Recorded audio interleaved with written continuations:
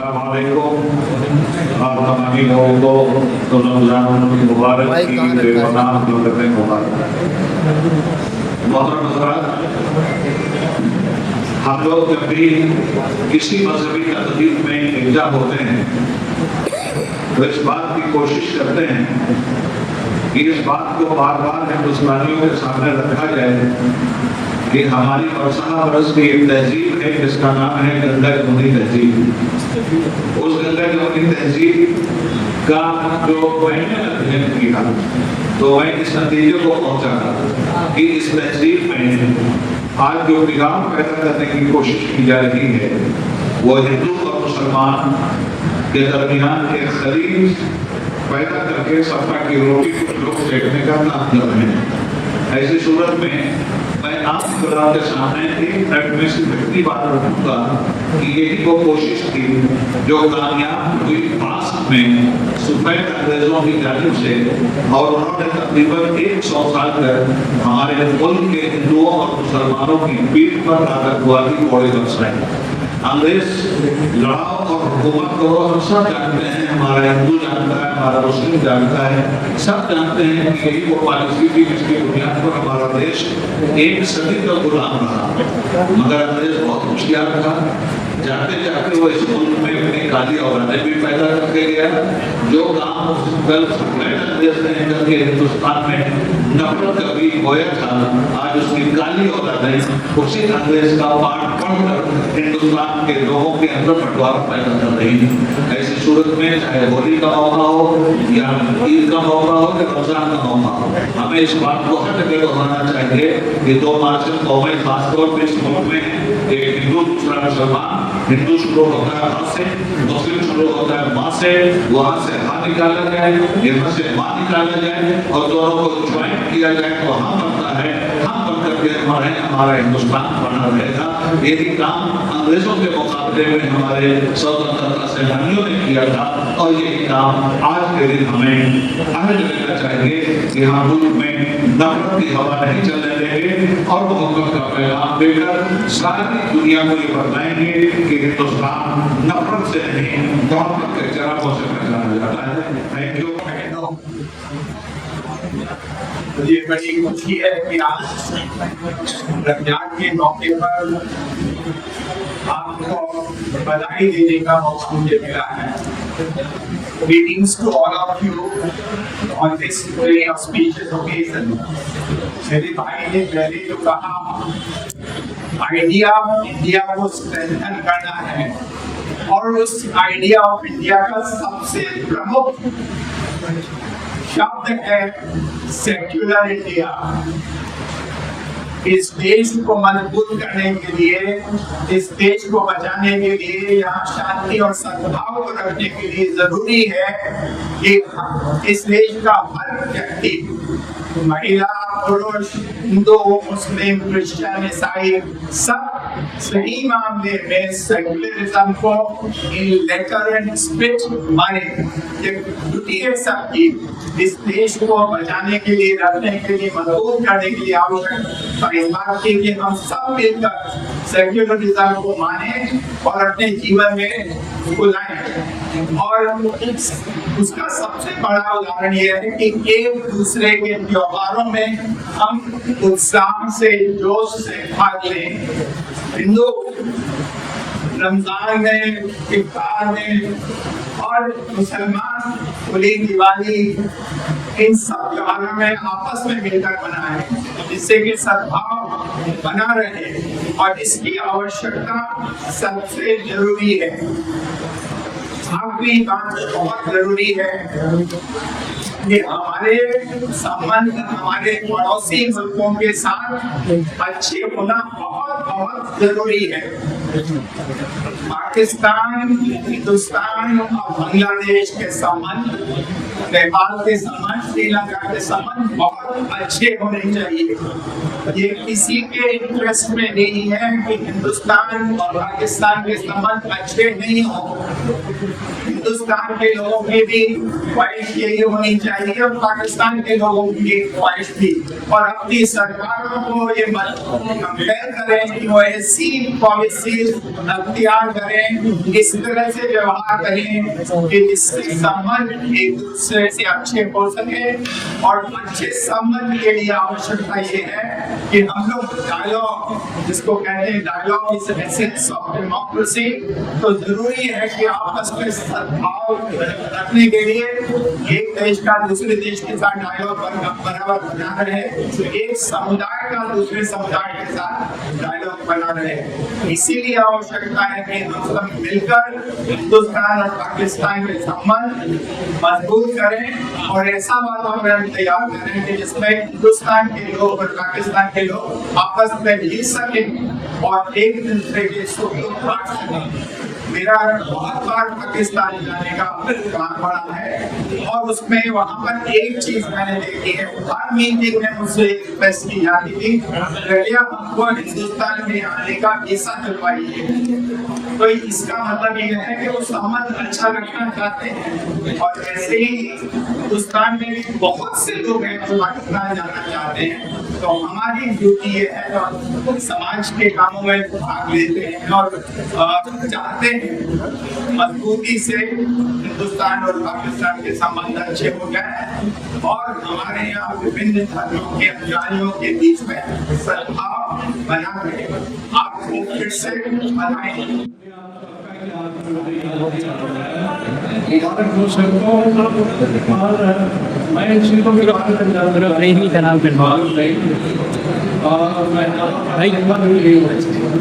लेकिन एक चीज मैंने सीखी है, क्योंकि मैंने जिंदगी में कोई स्क्रिप्चर नहीं पढ़ा। स्कूल जाते थे वहाँ सिर्फ बाइबल पढ़ा सकते थे, बाइबल पढ़ी थोड़ी बहुत।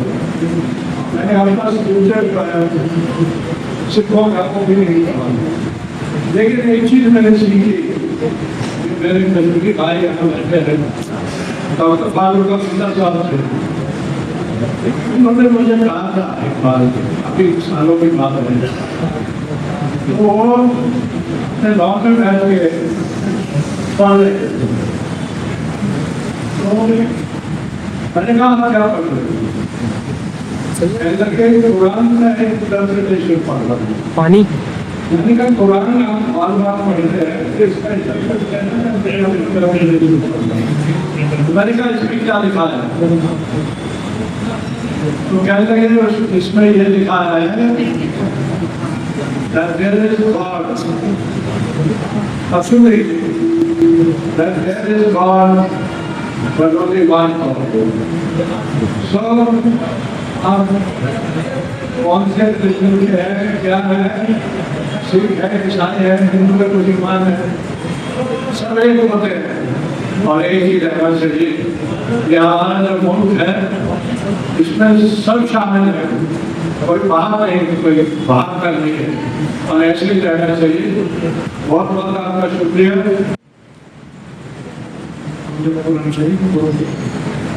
हिंदी बात करिए, हम बोलता है शुक्रिया करता हूँ जो आदमी पूरे यूनिवर्स को देंगे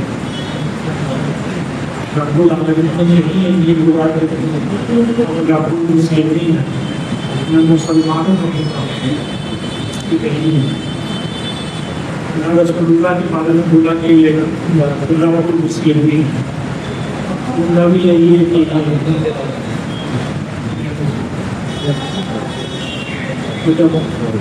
जब समझिए ये से ज़्यादा लाभ हो वो मुझे हम सब हमें आपस में लड़ सकते हैं कि वो लड़ो एक मेरा बनाए वो ज़्यादा चाहिए। जैसा बताया आपकी इज्जत है और मैं इस मौके पे रमज़ान मुबारक के मौके पे आप सबको मुबारकबाद पेश करता हूँ। अल्लाह ताला दुआ करता हूँ मेरे तक फरमाए, सब कोशिश करवाए, हमारे गुनाहों को माफ़ करवाए, हमारे वालों को वालों की खुश करवाए। आमीन आमीन। अस्सलाम वालेकुम। और समय रोज़ा का मैं इसलिए कि हम सब अपने बात को पूरा करूँगा। सबसे पहले जितने भी भाई कमांड वाली जितनी भी बहनें, मैं सभी को रमज़ान की ढेर सारी बधाई और शुभकामनाएं देता हूँ। और इस रमज़ान के महीने में ईश्वर से अल्लाह से वाहिगुरु से इज्जत से बस यही कामना करता हूँ कि इस रमज़ान में हमारे देश में ढेर सारी खुशियाँ हैं, जो हमारा हिंदू सिंह ईसाई का जो प्यार है वो बरकरार रहे। और देश के लोगों से कहना चाहूँगा कि और सरकार को भी कहना चाहूँगा कि बाबर और औरंगजेब छोड़कर लोगों की जेब पर ध्यान दें कि जो तरीके से लोगों की जेब में डाला जा रहा है। भारत एक बहुत खूबसूरत मुल्क है जिस देश के अंदर रमजान और दिवाली, होली, ईद एक साथ मनाई जाती है। ये इस देश की खुशनसीबी है और हम लोगों की खुशनसीबी है कि हम लोगों ने भारत जैसी मिट्टी में जन्म लिया, जहाँ से मस्जिद से अजान की आवाज़ भी सुनाई देती है और मंदिर से घंटी की आवाज़ भी सुनाई देती है। ये मुल्क भारत वो देश है। लेकिन आज इस देश की बदनसीबी है, इस देश के अंदर कुछ ऐसे लोग आ गए हैं जो हिंदू मुस्लिम सिख ईसाई के भाईचारे को तोड़ने का प्रयास कर रहे हैं। लेकिन मैं उनके लिए ये बात कहना चाहूँगा कि जब इस देश को गोरे अंग्रेज नहीं तोड़ पाए तो काले अंग्रेजों की औकात क्या है कि इस देश को तोड़ सके। और जब तक इस देश के अंदर मेरे बड़े भाई जैसे लोग, तालीम याफ्ता जैसे लोग जीवित हैं, जब तक इन जैसे लोग जीवित हैं, इस देश को ना तो कोई तोड़ पाया था और ना ही कोई कभी तोड़ पाएगा। और एक बात मैं आप लोगों से कहना चाहता हूँ कि अभी एक व्यक्ति है, नाम भी नहीं लूंगा, वैसा मौका भी नहीं है, जिन्होंने स्टेटमेंट दिया था कि आपने देखा होगा होली और जुम्मे को लेकर। तो मैं एक बात आपको बता देता हूँ कि इस देश के अंदर होली और रमजान कई सालों से मनता है, जब से ये देश है तब से ही मनता है। ना तो कोई भी हिंदू भाई ऐसा काम करता है जिससे हमारे मुस्लिम भाई के जो है धर्म को कोई चोट पहुंचे, और ना ही कोई मुस्लिम भाई ऐसा काम करते हैं जिससे हिंदू भाई के धर्म को चोट पहुंचे। दिवाली, होली, ईद और रमजान इस देश में हर साल मनाए जाते हैं। लेकिन पहली बार मैंने किसी पुलिस ऑफिसर के मुंह से इस तरीके की बात को सुना, उससे मेरे को ढाई मिनट का एक डायलॉग याद आता है। इसमें सनी देओल ये बात कहने में नजर आते हैं कि आप वर्दी काट के जो है वो पट्टा पहन लो, रंगन राय का पट्टा पहन लो। तो ये डायलॉग किसके ऊपर फिट होता है ये सभी को पता है। मैं लेकिन एक बात कहना चाहता हूँ कि हम लोगों का जो प्यार है, हम लोगों के मन में कभी भी नफरत पैदा नहीं होनी चाहिए और हमें अपनी आने वाली पीढ़ी को कुछ देकर जाना है। हमें इस मुल्क को आज़ाद के मुल्क था और आज़ाद भी रखना है। हमें इस मुल्क को किसी के हाथ में दोबारा गुलाम नहीं होने देना, क्योंकि हमारे देश की सरकार लाख नहीं, हजार नहीं, करोड़ कोशिश करेगी हिंदू मुस्लिम के नाम पर, मंदिर और मस्जिदों के नाम पर इस देश को तोड़ने के लिए। हम वो दौर नहीं भूल सकते जिस वक्त में अभी भाईजान ने बात करी बहादुर शाह जफर की, जब बहादुर शाह जफर के बच्चों का सर काट के रंगून की जेल में कर दिया गया और उसके बाद उनसे कहा गया कि क्या हुआ जफर, हिंदुस्तान की शमशीर ठंडी पड़ गई। और वो बहादुर शाह जफर जवाब देते हैं कि जब तक गाड़ियों में पूरी रहेगी ईमान की तक चलेगी शमशीर हिंदुस्तान की। इस देश के अंदर आज़ादी में जितना योगदान हिंदुओं का, सिखों का और ईसाइयों का है, उतना ही योगदान मुसलमानों का भी रहा है।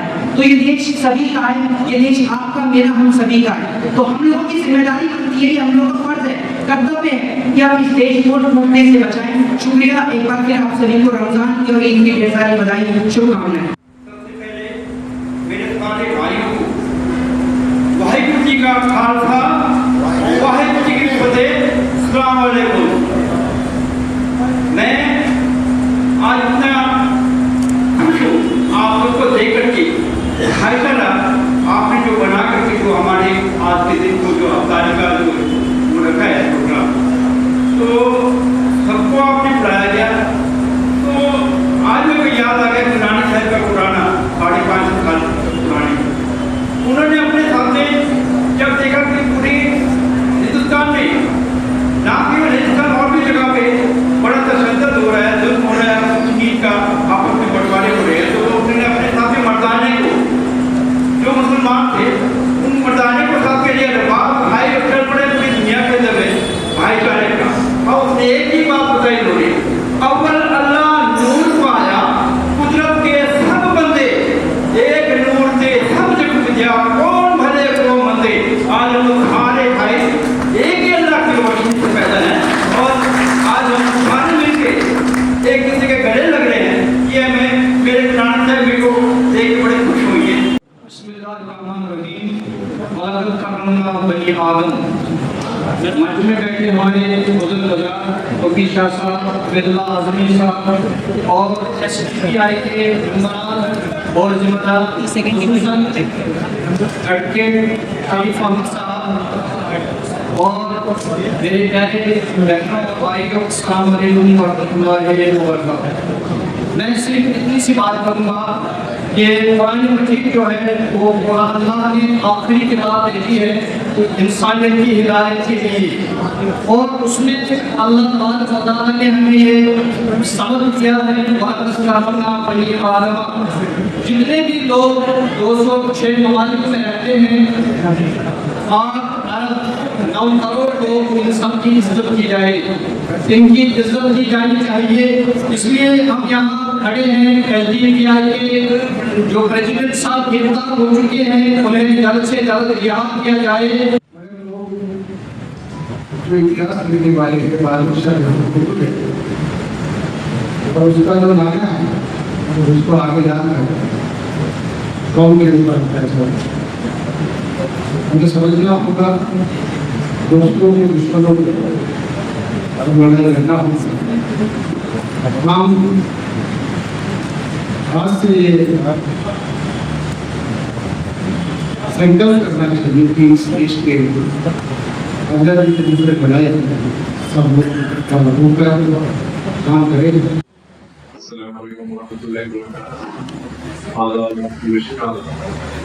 स्टेज पर तशरीफ फरमा शाह साहब, वीर वाइस प्रेसिडेंट साहब, वीर हामिद साहब, सेक्रेटरी हमारे फारूकी साहब, सेक्रेटरी स्टेट प्रेसिडेंट जो मेरे सामने तमाम बैठे हुए मौजूद हज़रात और बाहर बैठे हुए मौजूद हज़रात और मेरी बहन, हम सबसे पहले मैं तमाम को इस 5 महीने की रमज़ान मुबारक की बहुत बहुत मुबारकबाद पेश करता हूँ, और साथ ही साथ इस रमज़ान मुबारक का जो ये कुर्बानी वाला सैक्रिफाइस का जो ये महीना है, मैं दुआ भी करता हूँ अल्लाह से कि वो हमारी अपनी ज़िंदगी के अंदर भी वो व्यवस्था हो और उस पर अमल करके अपनी ज़िंदगी को गुजारें।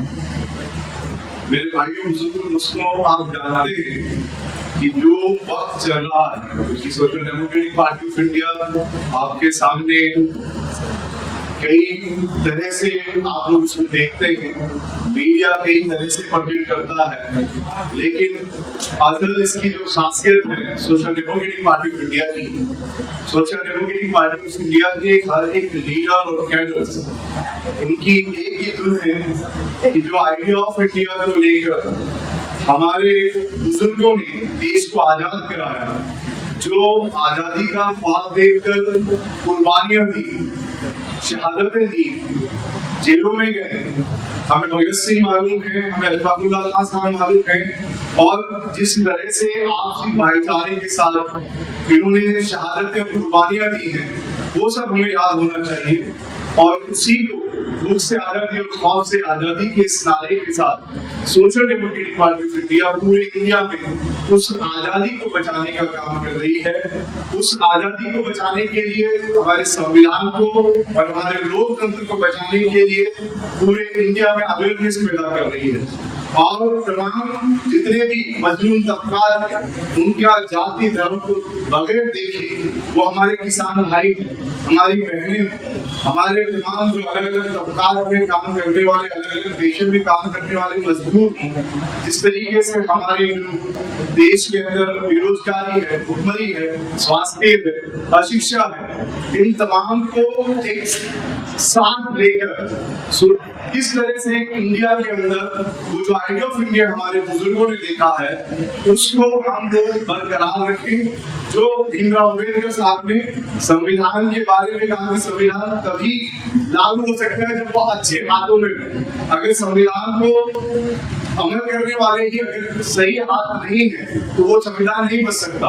इसलिए मैं अपनी बात को यहाँ पर इस बात से खत्म करते हुए कि social Democratic Party of India के तमाम भाइयों से बहनों से आग्रह करती है कि वो साथ में आए, क्योंकि social Democratic Party of India के कैडर और लीडर इस देश की आजादी को बरकरार रखने के लिए, बचाने के लिए, संविधान को बचाने के लिए सड़कों की आकर कुर्बानी देने को तैयार है। और हाल ही में जिस तरह से संसद के अंदर अभी जो प्रॉपर्टीज को लेकर, मुस्लिम प्रॉपर्टीज को लेकर आपको याद है मुस्लिम वक्त अमेंडमेंट बिल को लाकर जिस तरह से एक बहुत बड़ा जुर्माना काम कर रही है, करप्शन को ला रही है, उसको रोकने का भी काम पूरे इंडिया में किया है। तो मैं ये चाहूंगा कि इस मुहिम के अंदर तमाम देश के जाति धर्म की सारी बाउंड्रीज को तोड़कर सोशल डेमोक्रेटिक पार्टी के साथ जुड़े। बहुत बहुत शुक्रिया।